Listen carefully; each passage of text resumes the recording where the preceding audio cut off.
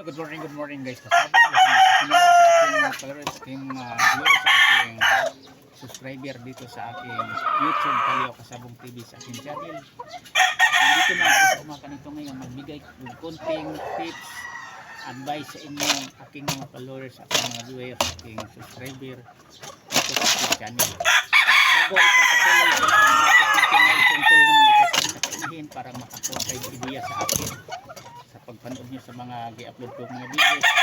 Magpasalamat muna ko sa inyong lahat, sa aking mga subscriber. Thank you sa inyo, sa aking mga followers, sa aking mga viewers. Maraming salamat sa pagsubaybay nyo sa aking content sa gi-upload ko mga videos dito sa pag-alaga ng manok sa aking channel, sa aking YouTube Kalyaw Kasabong TV channel. Ito na siya kasabong ang materialis ko nga ginagamit na marami na itong mga anak, mga istag na. Ito na siya yung tinawag ko sweeter gray talisay. Process ko ito ng sweeter sa gray. Ako din nagtawag nito pangalan ng sweeter gray. Kapatid ko nung gi-entry kong mga talisay nga nagpanalo. Ito na siya. Ito siya. Katulad nito kung meron kayo mga inahin na, di ba tingnan nyo ang dibdib nito, lugo na, o yan. Lugo na, nagpait na ng balahibo. Hindi na natin gagamitin ito. Ang ginagawa ko nito, kinulong ko lang siya, binigyan ko lang ng sapat na pagkain pang araw-araw para hindi magbago ang katawan niya, mataba pa rin siya.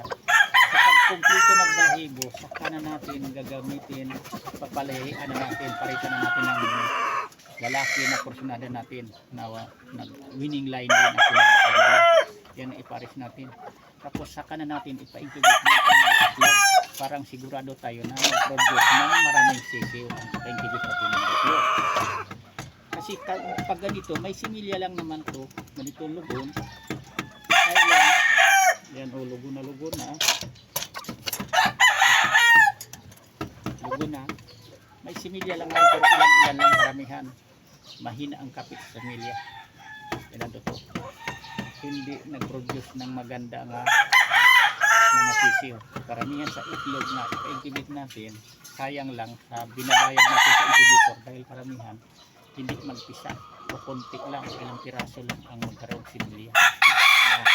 Okay, ito. Kasi na pinagdaanan ko na yan, kung ang isa ka itlog, kung may sisiw man yan pero hindi tutuloy na nabubuhay magpisa, basta lugon ang isa. Kasi sinabi ko sa inyo, mahina ang kapit sa similya. Nasa inyo na yan kung paniwalaan niyo ako, pero try niyo sarili niyong palahi ang lugo na isa kainahin. Sinabi ko nga sa inyo, may similya lang ito, pero karamihan hindi nabubuhay ang maging sisiw sa so pag lumabas mo yan, karamihan sayang lang, hindi talaga karamihan mabubuhay. Mahina ang kapit sa similya.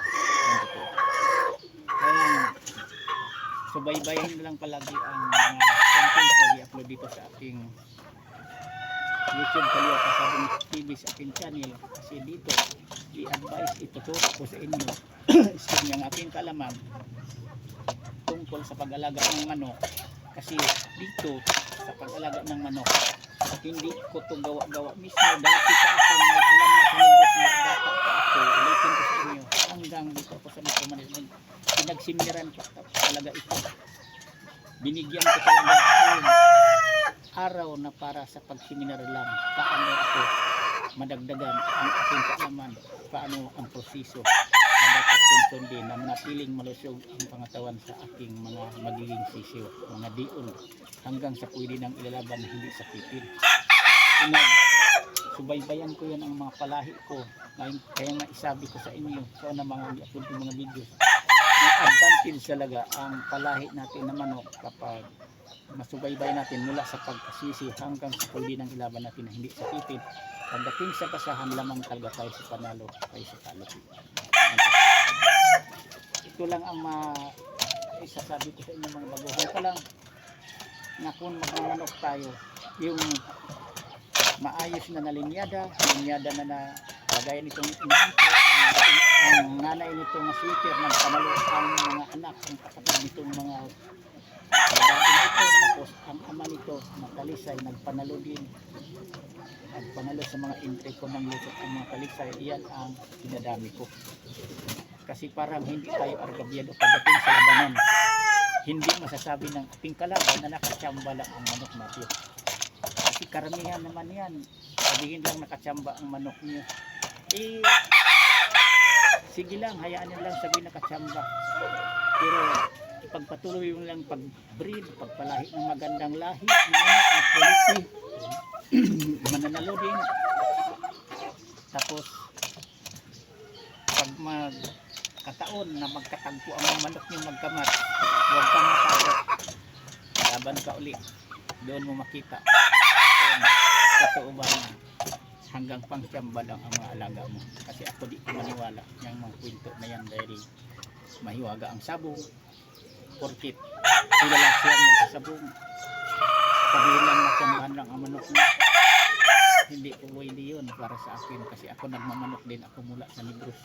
Namanok ko rin ang mga quality, kung anong mga pagkain sa kanilang mga manok na magiging kalaban ko, kaya ko rin ibibigay ang mga vitamins o anong mga pangailangan kapag kondisyonin sa manok, kasi nakapagsinar rin ako pero di ko nagsabi nga natsambahan lang aking manok sa nagiging kalaban ko. Yan lang, hanggang dito muna to. Bukas naman uli, sana mayroon kayong matutunan sa umaga nito. Ngayon na paglugon ang ating isa kainahin, huwag na natin munang ita-inhibit ang itlog, i-stop muna natin, lagaan mo muna sa mga anak nyo, sa apo nyo, may apo na kayo tulad ko, para hindi tayo lugi sa pagbayad natin sa incubator. Yan lang, thank you ulit sa pagmanood.